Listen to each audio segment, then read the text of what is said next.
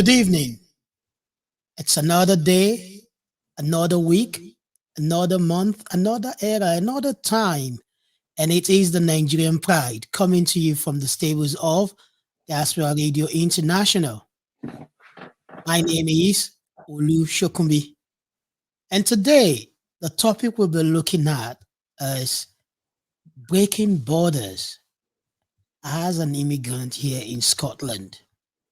Already, if you've looked at the promo we've made all through, you know who the guest is. But if you don't, we will still call him in very soon. But before then, Glasgow is still on level 3. So is Moray. Hopefully, maybe Glasgow will get better by next week. Maybe we'll move into level 2 or not also. But we'll see how that goes. But please still keep to all the guidelines, obey all the rules, and let's get those numbers down. Another exciting news for those football lovers, we've waited 23 years for this time. The Euros is just less than 4 weeks away. And yesterday, we had the list of the players announced. And I believe we are all excited for this. And I think this football tournament will be something that will be symbolic in unifying our country again, because Scotland is so divided at the moment. And I think this football will help us unify ourselves. If you are a supporter of the Scottish national team and you're Nigerian or of African descent, or you're from the ethnic minorities, please get in touch. Get in touch with us through our Facebook page or through our number, which is 077-147-80421. And we have a lot to talk about on that one. But today, we are focusing on breaking borders as an immigrant in Scotland. And without wasting any time, I'm going to call on our guest and we'll get the show started. Hello, guest. Hi, how you doing? How are you? I'm fine. I think you should take the time to introduce yourself to everyone listening. I know many of them know you, but it would be good to introduce yourself. Tell us about yourself, what you do, and some of the impact of what you do in the community as well. Thank you for having me, Olu. I must especially thank you and the producers of this program for this wonderful opportunity and the establishment you guys are creating. This is something that need to be emulated, need to be promoted, need to be supported by everyone within the community, because this is really what we stand for. This is what our community should stand for. This is the essence of what we are here for. But let me not dwell on that yet. I'll talk about myself. My name is Chimezie Umeh, and I'm from Anambra State in Nigeria, and came to Scotland in 2007. I've been living in Glasgow ever since, this beautiful city of Glasgow. Such a beauty had amazed me that I've refused to go anywhere else or reside in any other city since 2007. I am a management consultant by profession, and is the principal partner at IGS Works Limited currently.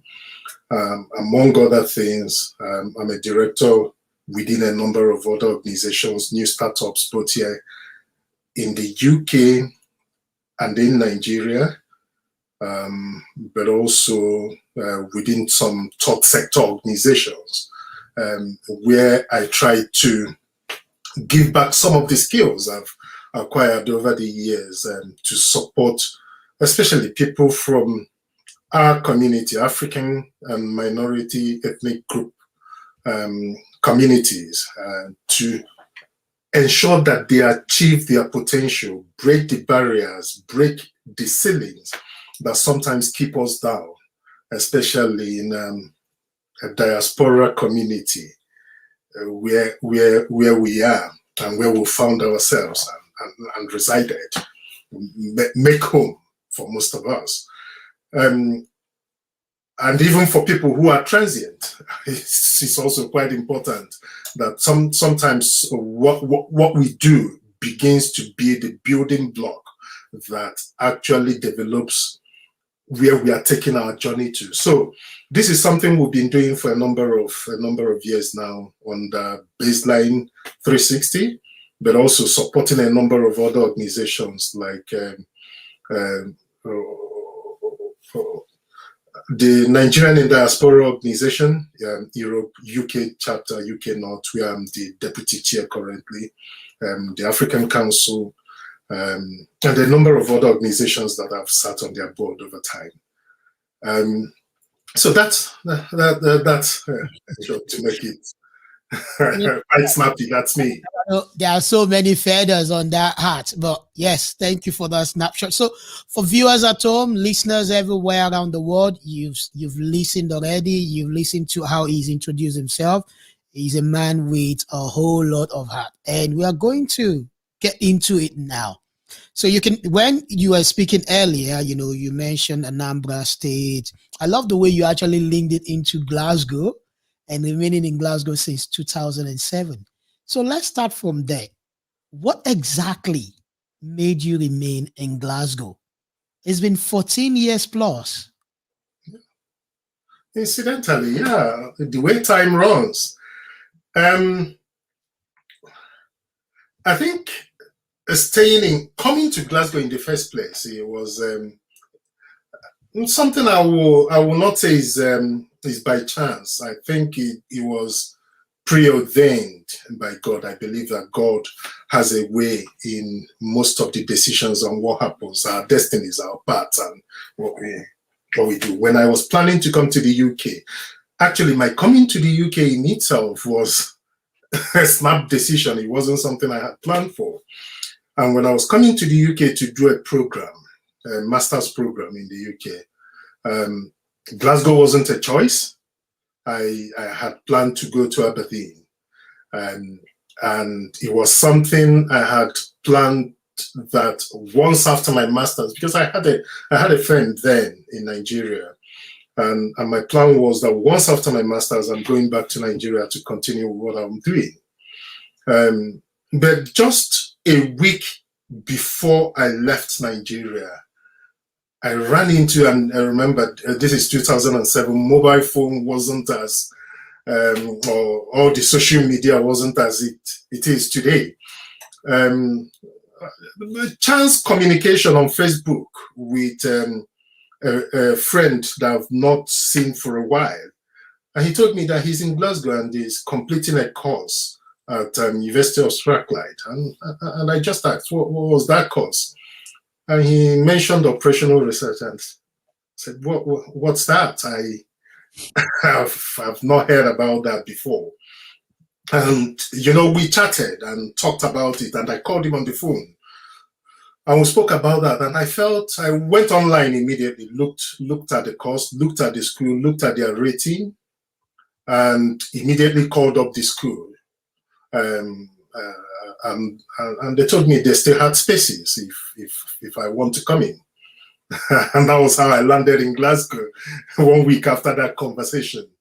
And since then, so when I finished my master's program in 2009, the financial crunch hit, and because I was in consulting, my firm consultants were part of the initial people that were let out from contracts they already had, and companies were cutting down on some of those contracts, and I felt, well, maybe it's better to sit back and wait it out and see how it goes.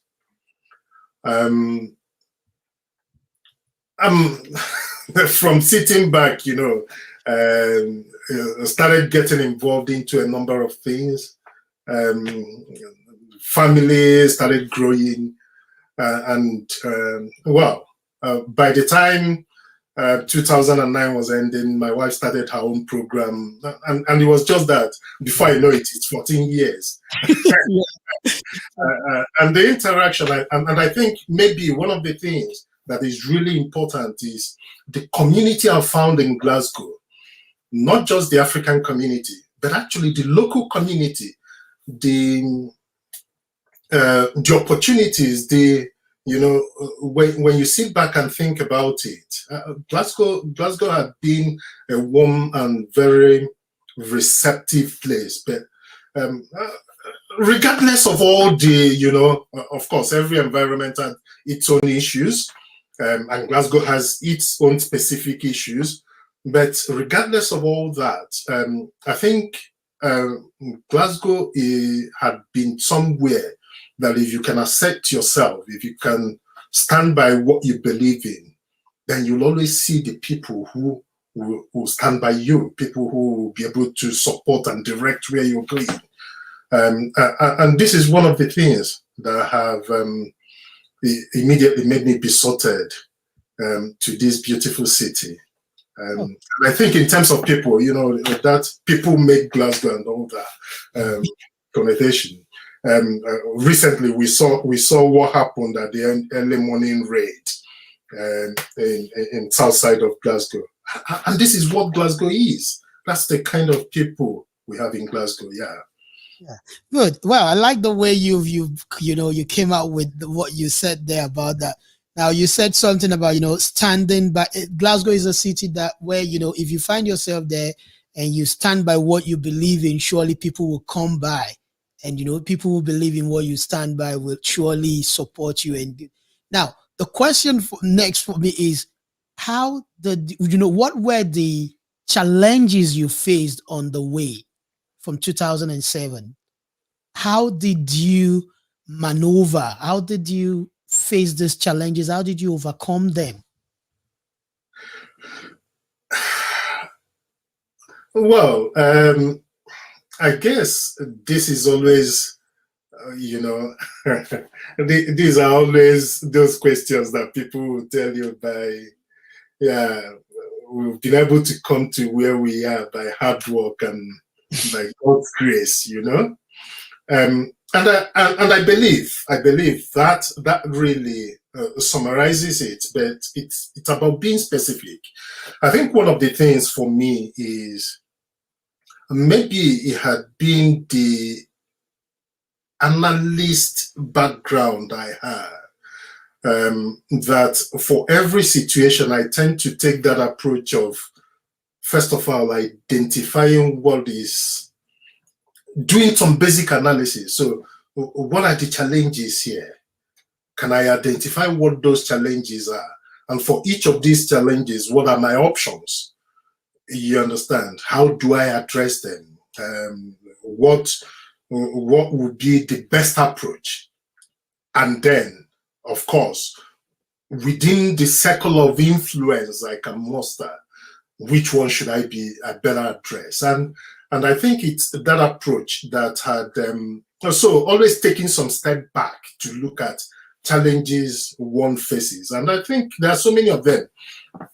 During my MSc, and sometimes I say this, and I can say this openly, my experience at Strathclyde University wasn't something I enjoyed at all. And I've said this publicly before. What I believe I was sold about the program totally wasn't that. The experiences I had struggling to prove who I was, my intellect and my own position and point in a course I did. And the course was a course that it was more of a consulting practice, that program. And so for so many of the scenarios you work on, it's about what perspective are you looking at? You understand? And being able to stand up and make people listen to your perspective without people thinking that there's a one fit size for every other perspective, especially for somebody who is coming from a different background.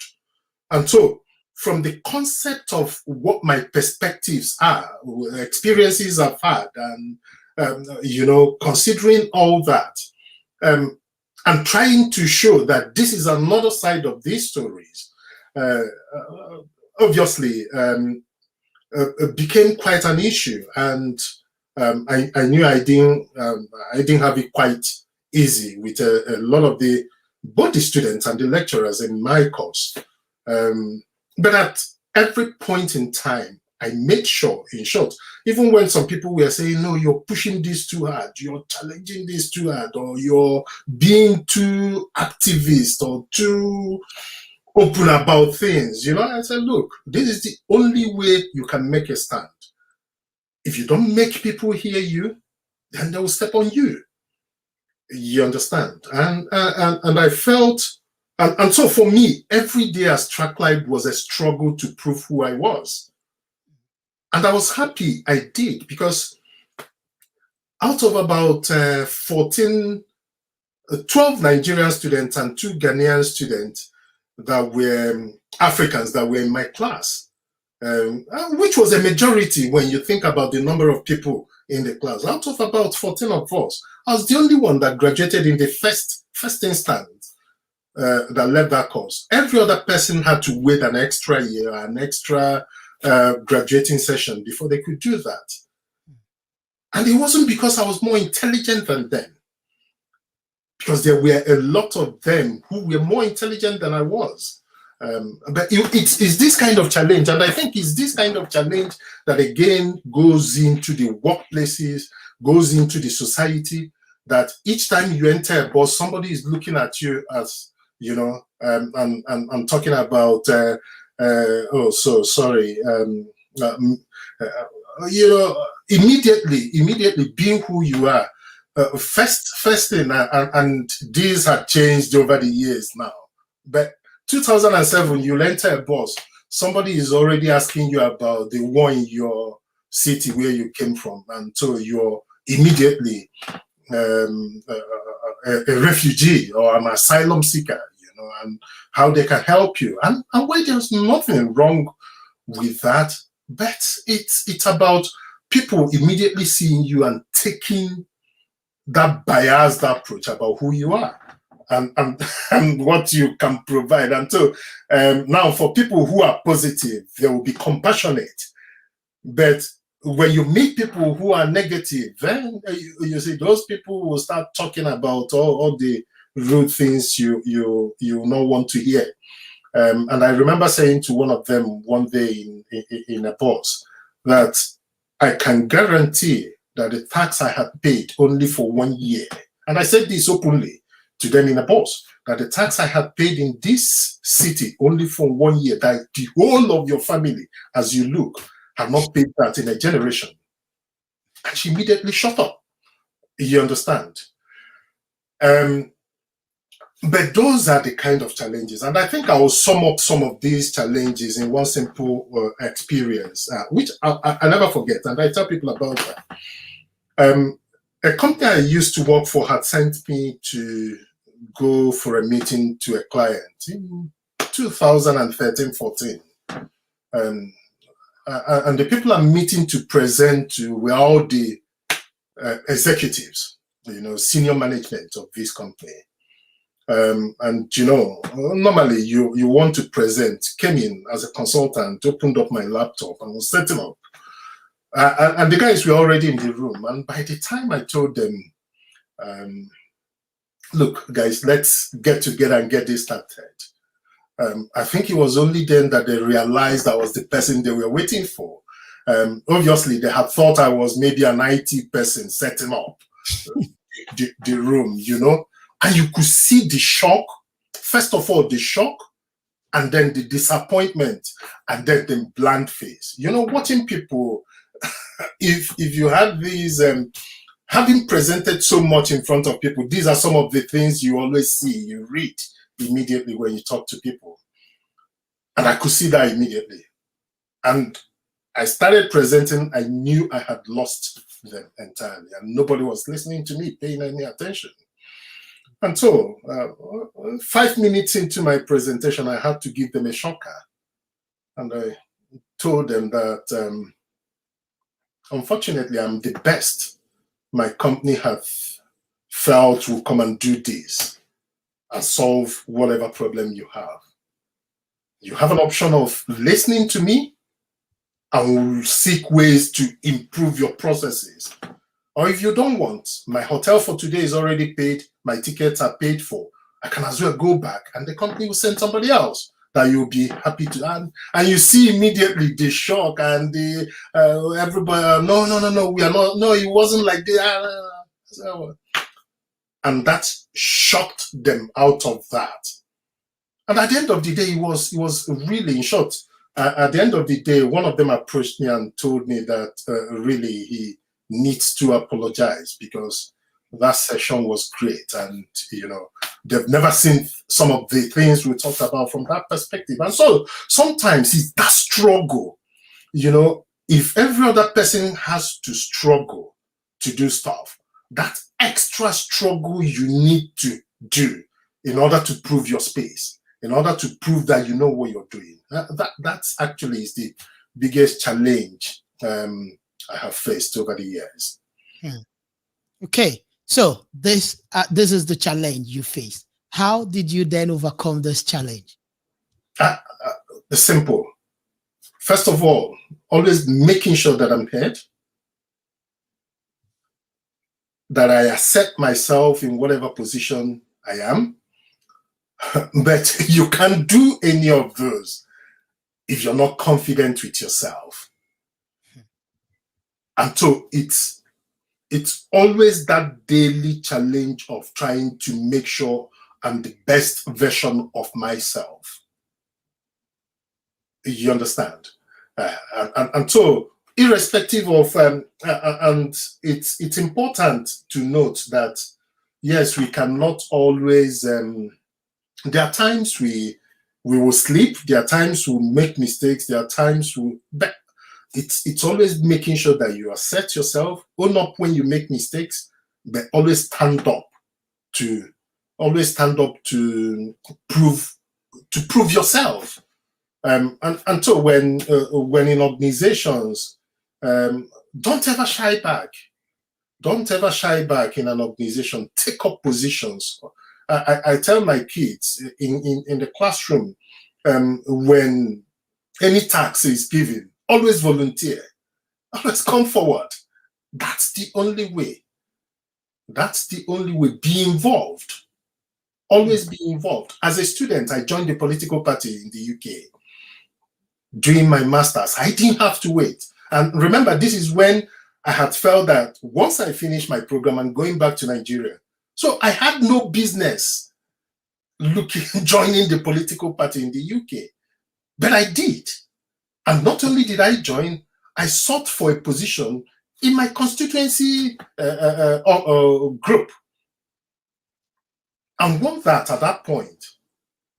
So it was about learning every day, learning by experience, trying to be the better self every day, but always bringing yourself forward rather than shying back and accepting defeat as an option, and that's, I think, would be the simple way to look at that.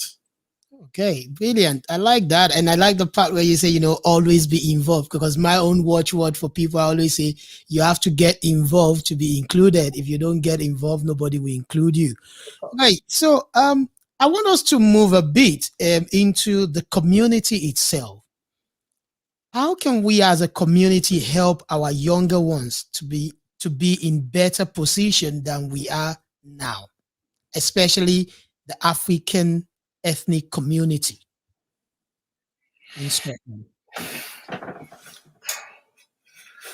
I think this is something that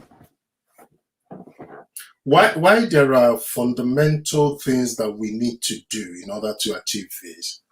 I think it's also important to look at other minority communities that are doing well. You understand, and begin to ask the questions: what have they done?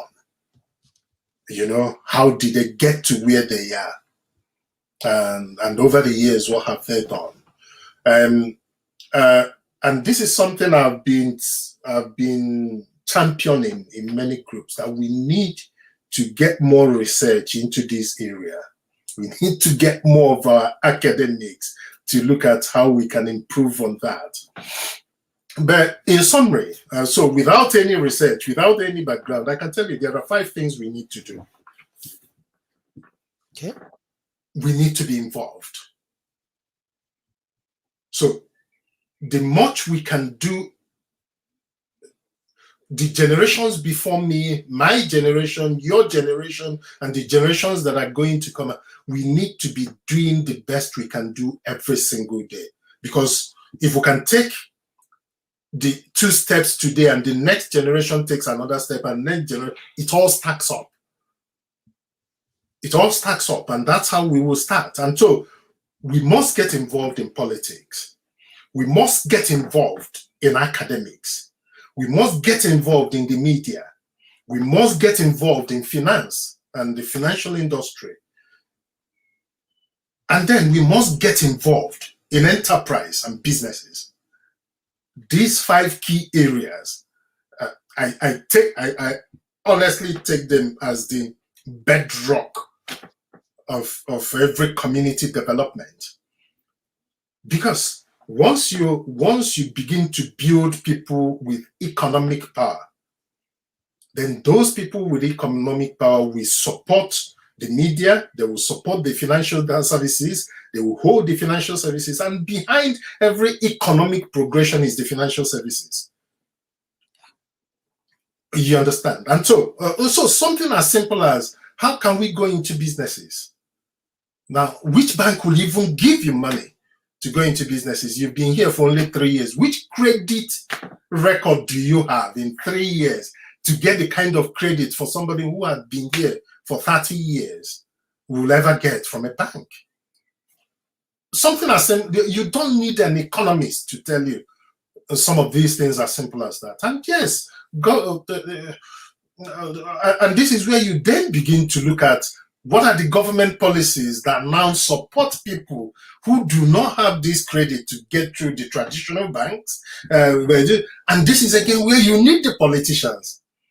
So if you have politicians who do not understand your circumstances, talking for you, creating policies for you, how would they understand what your circumstances are?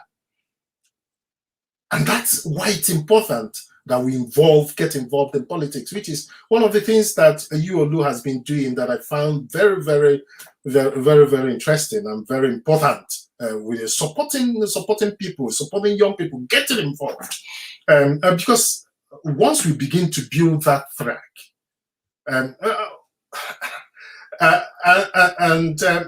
maybe may not be, and I'm already seeing that happening. So a number of people from our community are already getting into politics, and it's building. It wasn't like this 5 years ago. It wasn't like this 10 years ago. Unfortunately, a number of them that tried to get into the Scottish Parliament weren't successful this time, but that shouldn't keep us back.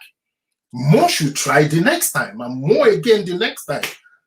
And as we create a community with strong financial background, with strong economy, with good media, which is part of what you guys are doing by this program, which is great, you know, good media. And then our academics are churning out the right research to support policies, creating think tanks that will direct policies, that will challenge policies. You understand? We can begin to grow our community. And this is where, so this is not a question of anybody thinking, oh no, I've gotten to where I was looking for. It's no longer about me, and so I can sit back and relax. It's about you. It's about your children. It's about because whether we like it or not, even if our children are not here, what happens in this country will always impact us, either directly here in this country or indirectly in Nigeria. Because you can't talk about policies in Nigeria without talking about the United Kingdom. You understand? There will always be that relationship and co-relationships and the impacts and those influences. So getting these as the foundation to build our community, these 5 key areas and how they interlinked with each other would form that basis where we can continue to grow our community. Okay, that's a good one. I mean, I like the way you brought that out under that term of involvement and brought out this 5 key. I call them the key pillars because they are key pillars you have identified there. But now, when it comes to the younger generation, because 10 years ago I used to call myself the youngest generation, but I think now I have moved. There are now younger generation to myself now after 10 years. How can we help these younger ones? Because at the moment, I mean, if we look at even in the Glasgow city alone, in this Glasgow council alone, if you look at the population of pupils now in primary school, in the ethnic minority after Pakistan, we have Africans, Nigerian. In fact, it's Nigeria, not even Africans alone. Nigeria.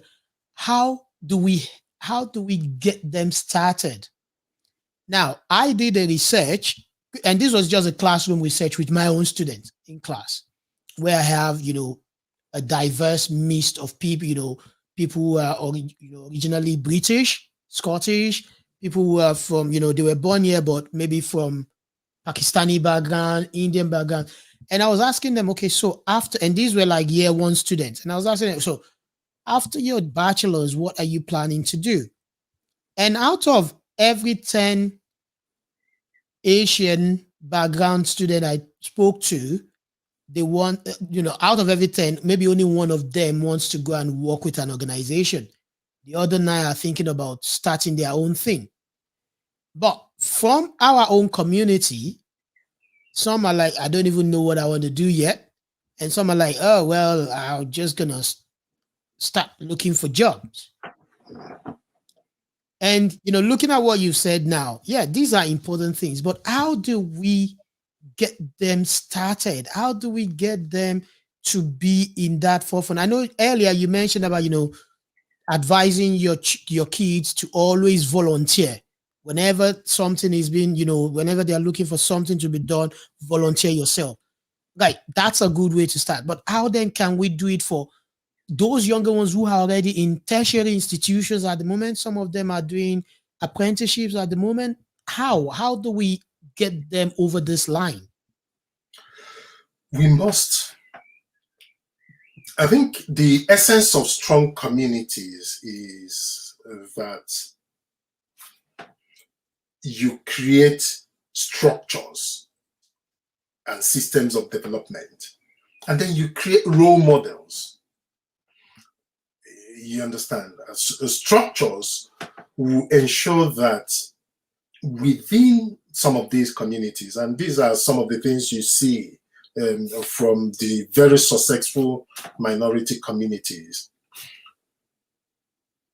the structures ensure that the values which they believe in and they see as opportunities to progress them, that the younger ones are continuously being nurtured in those structures.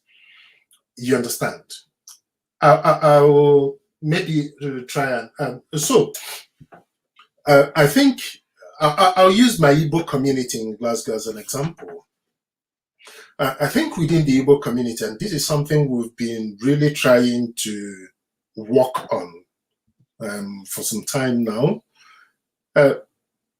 You come to the meetings, you come to our celebrations, everybody is there, we are meeting, we are talking, you come with the children when they are young. Once they are 14, you don't see them again. They never come again. And that's the most important thing, to take them through that nurturing and mentoring stages to get into where you want them to be. And so as communities, as groups, we must begin to look at how then do we ensure that as they get into their teenage years that will keep engaging them. Take what is best from our culture and make sure you keep ensuring that this grows with them. Take those basic structures that we have as communities and imbibe in them. But also, as we continue to build these 5 pillars of development, get them involved, get them to own them, get them to be part of it.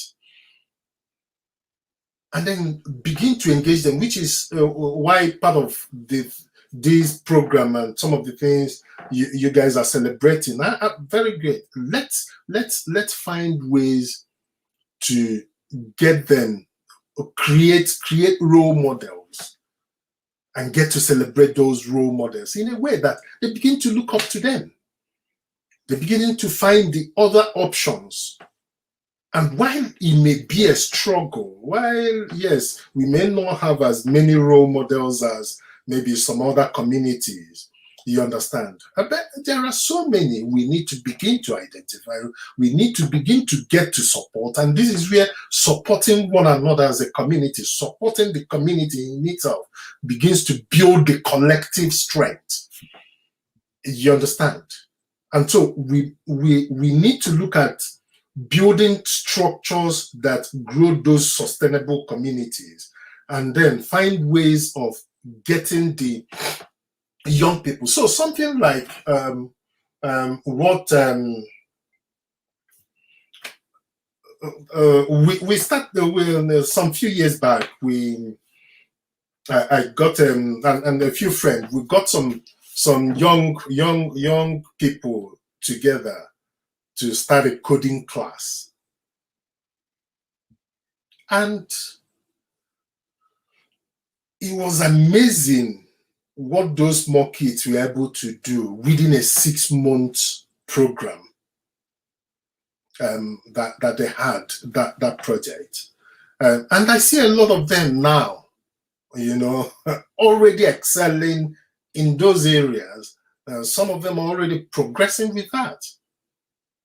But we need to build one brick at a time, and building those multiple bricks until we get to the position that we are beginning to. Once we lose them during those teenage years, no, they can never. You've lost them, and it's that thing about and really, I think for a lot of parents, sometimes I tell them, look, the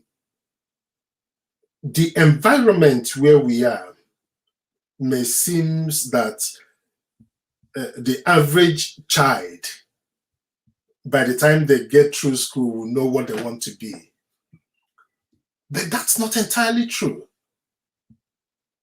Because your background and how you have raised those kids and their backgrounds and some of the complexities sometimes in trying to match the identity with the traditional members of the society, the people they sit in the class, are totally different. Some of these people have already built their own structures of influence. You understand? And this is something we are still struggling with. So giving that extra time and extra hand to ensure that you create that extra environment to nurture them becomes our responsibility. It's something one interesting writer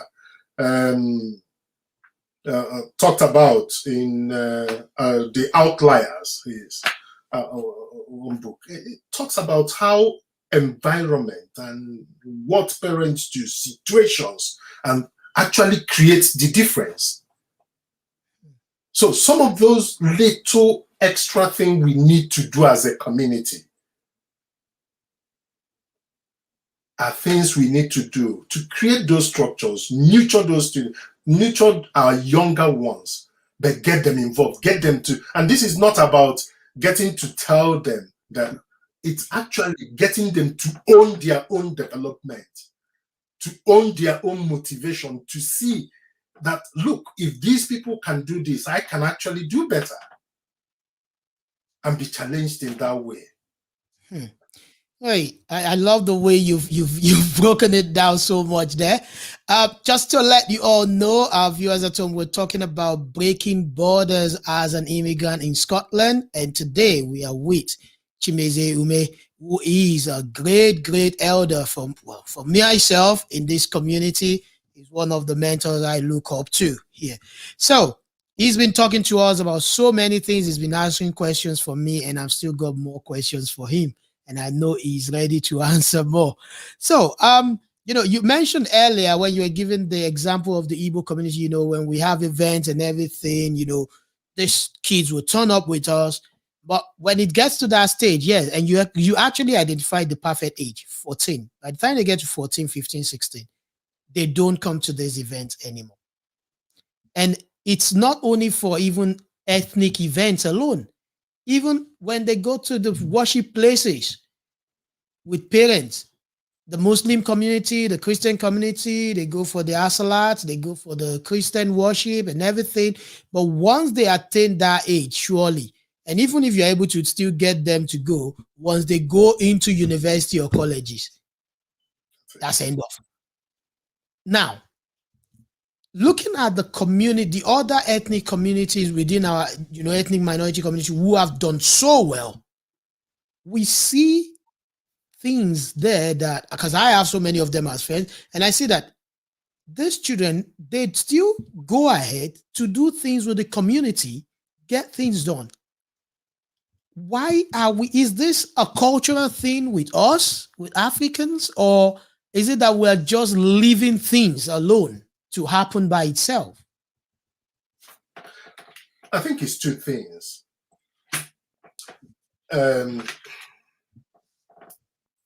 One, so I wouldn't call it very cultural, because culturally, I think from our culture until in recent time, and so, well, I wouldn't know how long you say something become you count for something to become a culture, but we as and I know many African nations, not just Nigerians, but Nigerians in particular, we traditionally will start early to give our children, get them to take responsibilities. I think that's what makes the difference. When children understand what responsibilities are and begin to do things for themselves on time, rather than us trying to do everything for them or leave everything for them, it makes I think that's part of what makes the difference.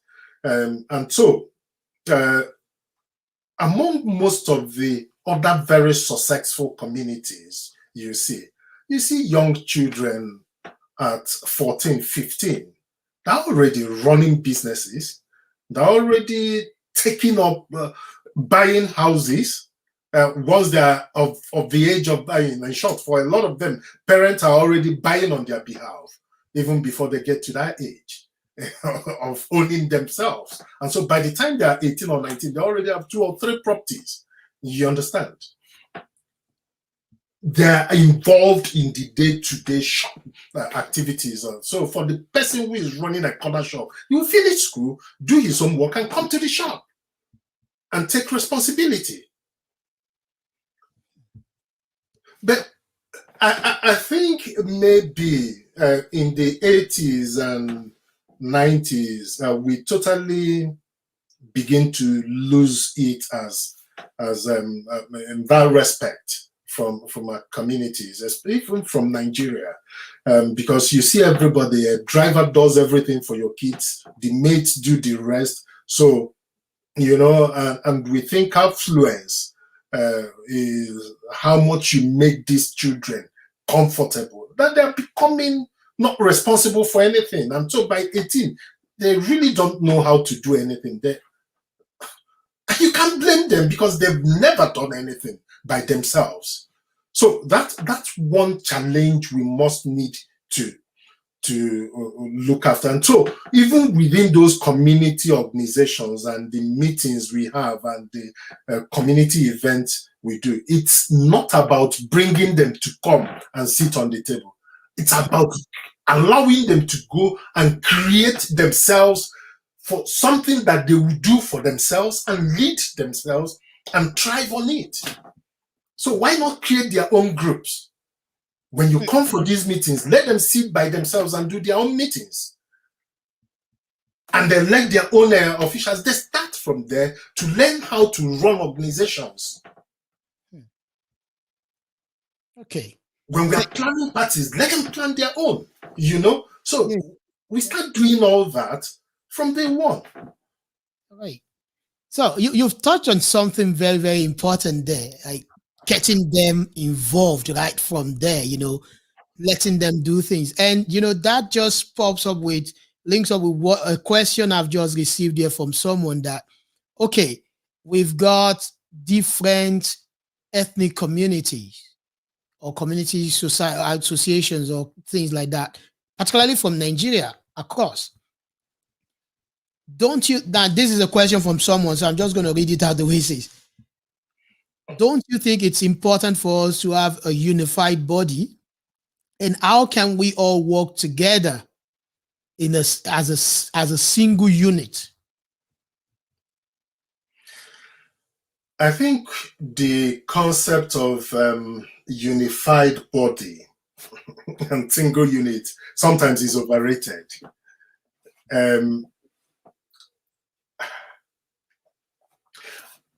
A unified body it's one thing to be a unified body.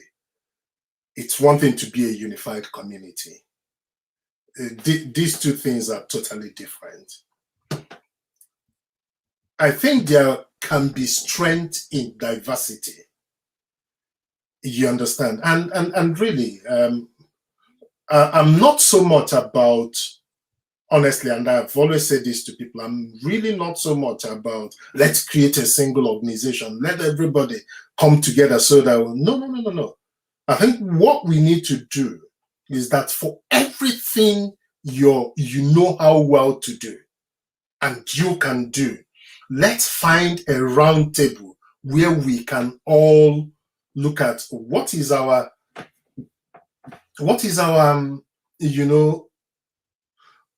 where can we agree to do things that would promote and support our community. You understand? So let's find those common interests that we can work on and work together on. And I think this is the difference with so many other communities which we find successful. I think no community, I would, anybody can challenge me on this. I don't think there's any community that has just a single community. You understand? Or a single group. I think in every community, it's actually what you perceive when you look at them that makes all the difference.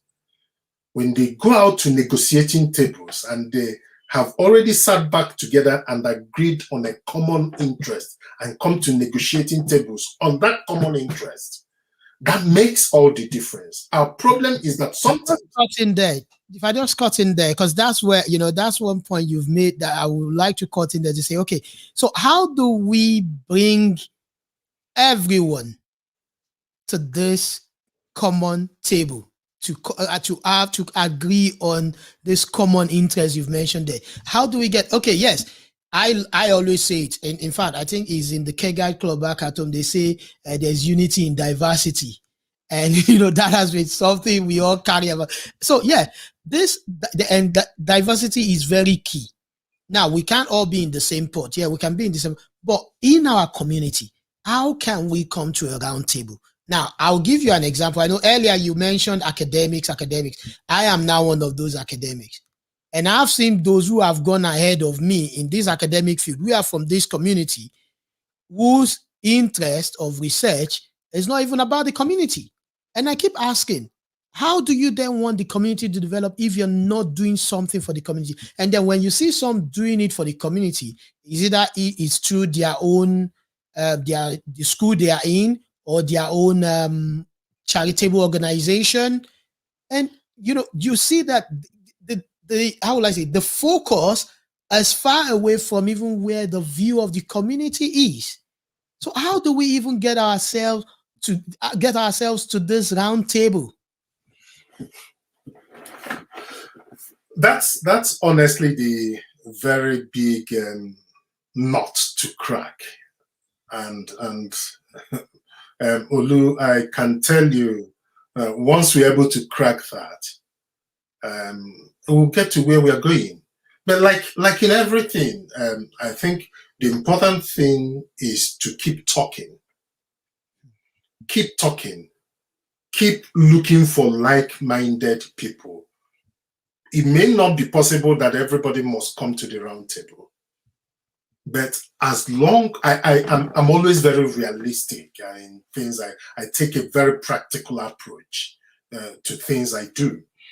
And I think when you're trying to get some consensus from people, and out of 100, you manage to get 60, you're doing very well. Be consistent in doing very well. Even if you manage to get 40, be consistent in doing very well at 40. And in 2 years, you get to 50. And in 5 years, you get to 60. In 10 years, you get to 70. And in 15 years, you get to 80, 90% of people coming together. I've been in this country for 14 years. If there was something we started 14 years ago, that's 15 years today we are getting to. So we will be getting to somewhere. And yes, we've been doing that. And I see, and I can tell you, like we said, 10 years ago, it's not the same as today as it was 10 years ago. I know organizations that are already talking and championing that we keep doing better, that we focus our strength around our common interest and do that. What we need is to keep doing more. We need to keep working more. We need to understand what our strategies are. We need to focus on the longer term rather than immediate gains, and that's what is our biggest challenge. That when we are thrown beats, some of us get distracted.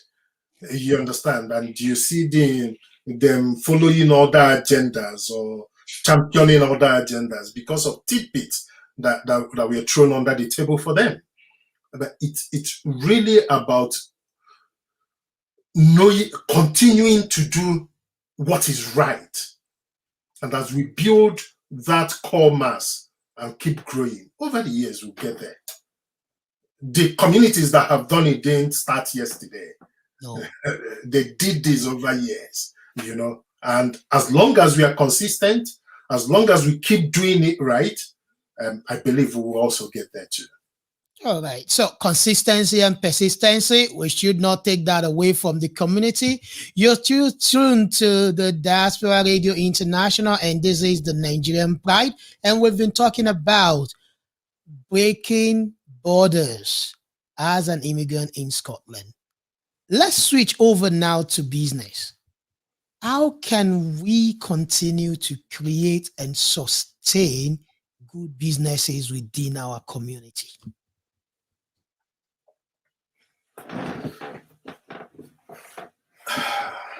I mean, organizations that will stand the test of time, that will be from generation to generation. Actually, you've just jumped into what I want to say, because the definition of businesses really and I know, again, like I've said, we must start from somewhere and keep building. But I think if you don't have a vision of where you want to get to, you understand, you will never get anywhere, because you then do not have something to benchmark yourself for. So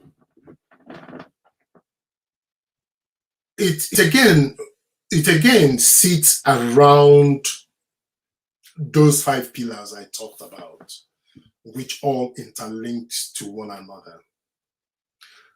But with all that, we must think about building the commonwealth. That's the way I look at it. When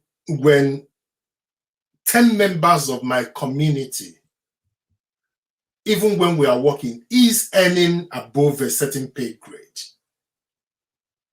what it means is that that influence trickles more within the community, and you see people trying to get to do better. And the way it is we need to start building. First of all, we need to start building the structures that will support sustainable businesses. If you remember what I have said before, I've talked about a lot of the businesses we are doing. You can't get funded for business. So how many Africans who have lived here less than 20 years can go to a VC investor and is able to raise £250,000 outright? You understand? And I'm not talking about the millions. You understand? Which so many other people are getting, especially in the tech sector, a sector I know very well. And for most people who have tried, some of them you see immediately the conditions attached to some of those fundings actually are sure that they will fail outright. You understand? And so conditions are added. So I know somebody that was given 100K, and for that 100K he must have to raise 50K before he gets that 100K. And so he's struggling.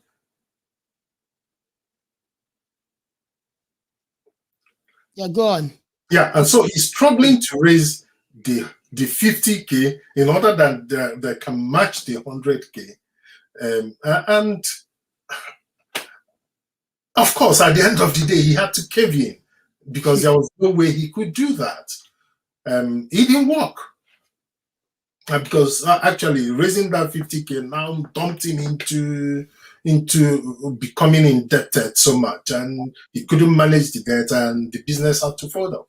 And so,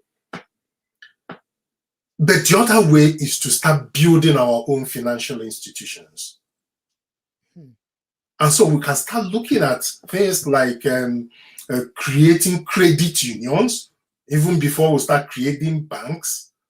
And there is nothing that stops us creating our own banks that understands our background and can do our own way of find the way that is still meeting the required FCA arrangements, but could identify credit facilities that could be given to people. So a lot of, and I think this is what you see a lot about the Asian communities. Most of the people that are in trading and in business, a lot of them start their trading without any penny. So they have a support system where once you're part of this community, you can get a shop because those shops are owned by members of this community.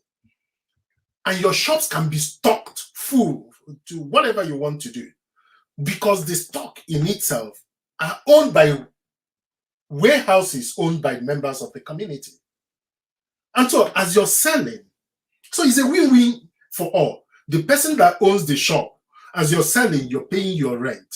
As you're selling, you're paying for the goods you took from the warehouse. And you keep paying until you pay off those initial, and you can now continue to do your own. And this system it's something that is very common to us from where we come from. So the mentor scheme type of businesses is something that's been with us in Nigeria for ages. And so we need a revised versions of things like that. We need to build our financial base, even if it means that we build funds We build funds that people chip in, and we create a management committee, and we create that as an investment fund that can invest in these businesses. So those businesses can then allow them to match, fund the money they can go to VC investors or to the bank to get.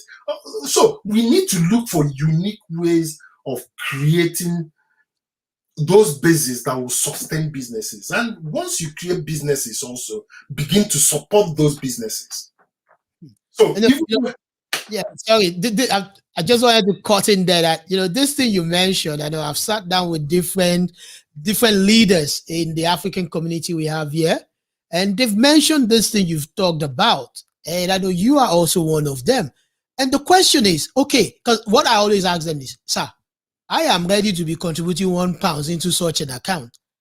However, it goes back to that question I've asked you before, that how do we get this unifying position? Because you see, you have talked about it now. Okay, you are from Nigeria. I've seen someone from Ghana who's told me about this before, who has been on it for more than 5 years, if I know nothing of it. I've seen someone from Kenya spoken to me about it, someone from Zimbabwe, someone from Congo. And I keep talking to all these elders, and I keep saying, okay, why don't you all talk to yourself and come to a round table? And then that's when you see someone saying he has an issue with someone, and this brings us back to that drawing board. Okay, so for those people, and I'll answer you straight away. For those people, if you have issues with someone, go and look for people you don't have issue and start with. The important thing is starting. There's an organization I joined about 3 or 4 years ago.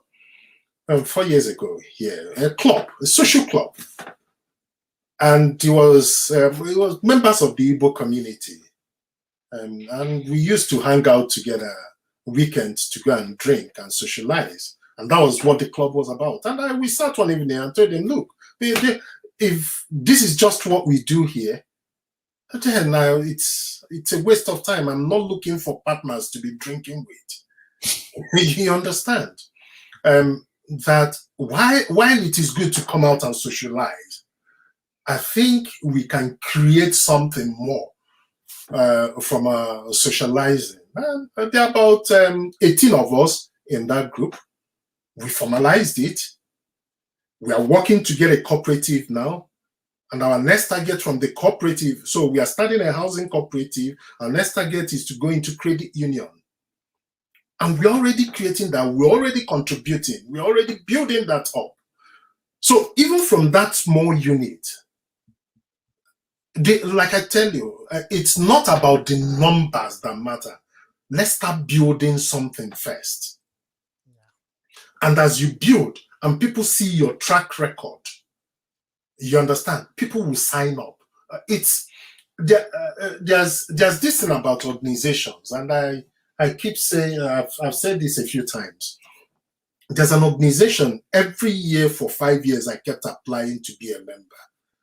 For 5 years, every year, they bounced me. Wow. And the next year, I'll still apply. The next year, I'll still apply. Until today, I'm not a part of that, that organization. You understand? Because they have not accepted me. But the point is that as an organization, as a community, if you're doing well,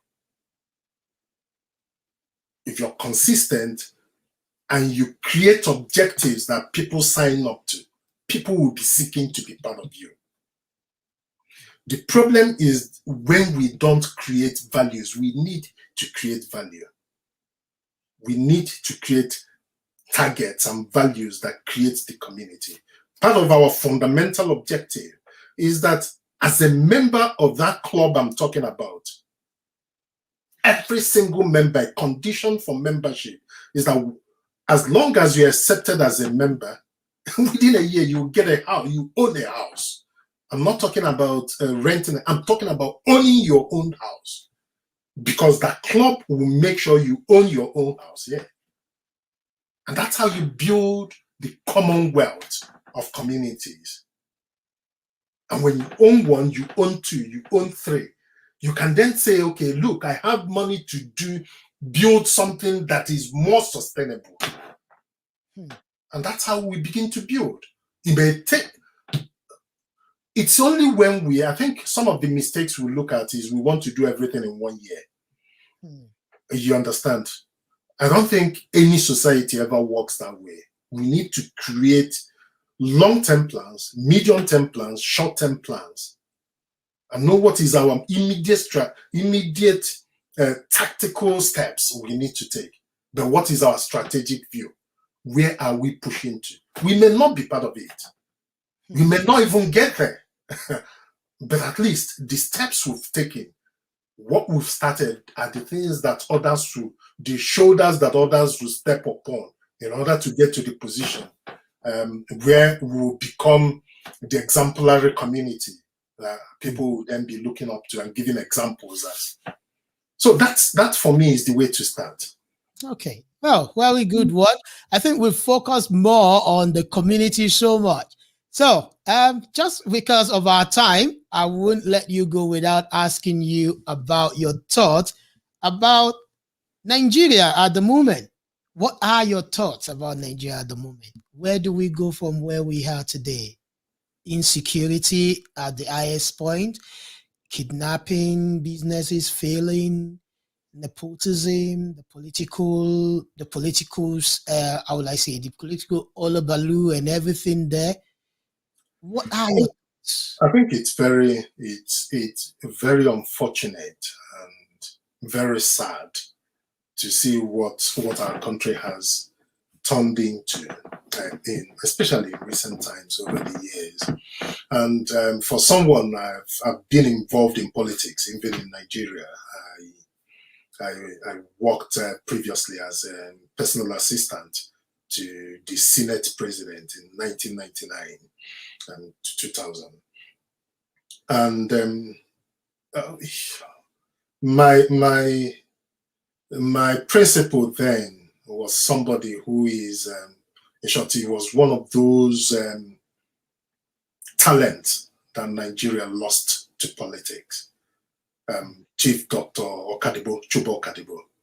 Intellect, very, that he was, I used to call him the last of the Mohicans in politics in Nigeria, because he was one of the last people who understood what politics should be and how politics should be used as a tool for development. In short, I learned a lot from him.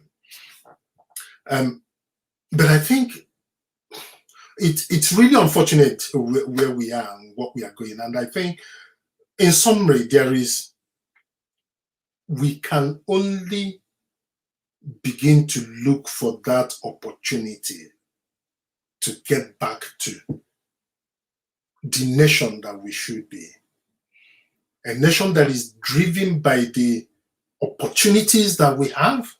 There's so much opportunities in human and natural resources. In short, when I look at many other nations, by every indices, I don't see any nation that could match Nigeria. I don't.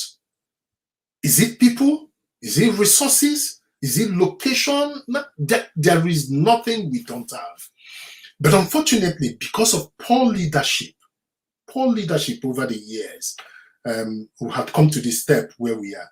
I think we need to go back to, and I always tell people, I think our fundamental problem is that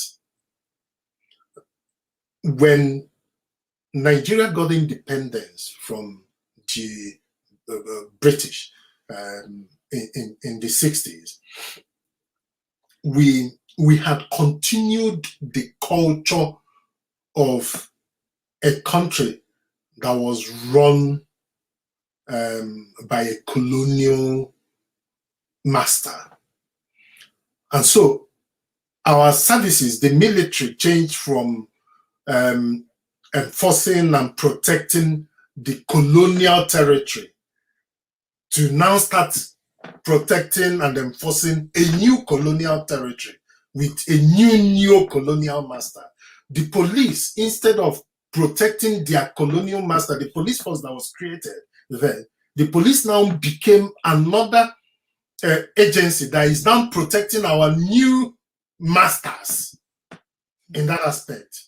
And so, as far as I'm concerned, we need a total change, a total reinculturation, whatever we need to call it. But we need to reset what we know as Nigeria today.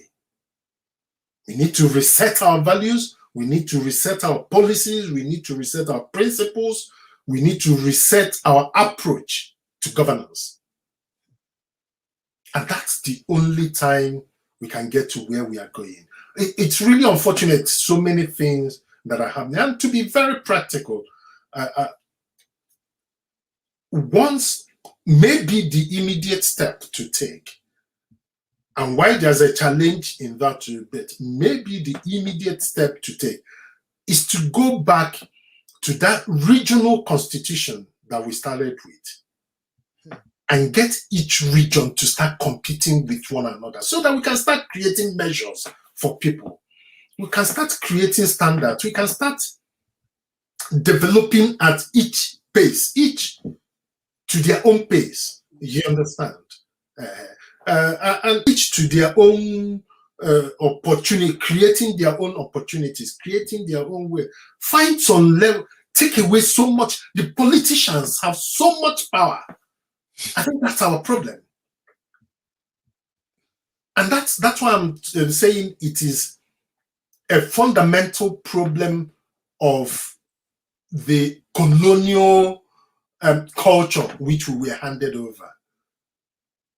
Because you're moving from one master to the other, rather than you're moving to a master to our collective interest. You understand? Yeah. So we need to change that. And that, for me, would be some of the steps we need to begin to take to see how we can change our dear nation, Nigeria. Unfortunately, Africa as a continent cannot go anywhere without Nigeria. And that's unfortunate. That's correct. That's correct. Well, I think you've given us a good overview of what you think about Nigeria's situation at the moment.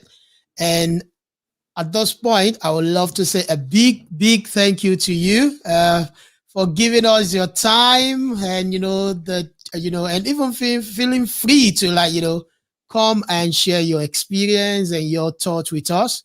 I believe those who have been listening to us and those who will even watch the video later on, we really appreciate this. And I want to say a big thank you to you on behalf of myself and the whole Nigerian Pride crew and the Diaspora Radio Management. Thank you so much for your time today. And for you at home, all the audience listening there, you've listened to it. He has said some key things, some key things have been identified today, especially for our community in moving forward. Yes, in that little pot where you are, start something. It's not about the numbers, but start something. Let there be a track record of what you've done, what you've achieved. If you're doing well, even if it is 40% you achieve now, continue. You get to 50, you get to 60, you get to 70. People will come and appreciate, and they will sign up to you. We need to work hard to get our economic status up as a community in this nation called Scotland. We need to work to get the next generation onto the right steppings and to move on. We need to set ourselves as the foundation for the youth, for the coming generation to build on. Hence, do not just keep quiet. Do not just fold your hands and say, well, I've achieved what I want to achieve. No. Rather, get out there, get involved, and let's get included. Because when you get involved, you get included. On that note, I'll be signing off and telling you that next week, we will be focusing on Nigeria because our guest next week is the spokesman. If you have conversant with Nigerian politics in the last 10 years or more, you know who the spokesman is. He's no other person that Segun Showunmi, who is the spokesperson for the Atiku Abubakar presidency campaign organization. He will be here with us next week. Please keep it a date. let's have a discussion about Nigeria. Why should we trust a Nigerian politician? Part 2. Until next week, my name is Olu Shokumbi. I love you. Keep safe, and I'll see you next week. Bye for now. Bye.